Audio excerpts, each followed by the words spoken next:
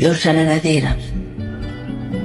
Nə vaxtsa bir gün yenə bir can almaq istəsən, gözləyəcəm. Gəl mənə. Yaman xoşuma gəldi sənin əlində ölmək. Axı, mənim harama yaraşır bu gülmək. Dərd çəkməyə yaradıb onsuz yaradan məni. Bəlkə də buna görə sevmişəm gülüm səni. Mən sevdamın yükünü məcburam ki daşıyam. Ölə-ölə olsa da gərək səni yaşayam.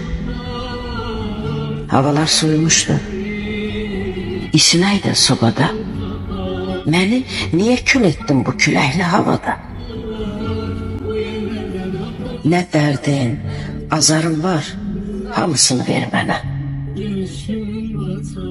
Həyatımda olmadı bir nəfərlik yer mənə. Qəfil ölüm kimisən. Nə vaxt çatsam məqamı, sən ölümdən çox qəşəng öldürürsən adamı. Öldür qurban olduğum. Bu axan qan nədir ki? Qoy sənə qurban olsun. Yolunda can nədir ki? Qoy sənə qurban olsun. Yolunda can nədir ki?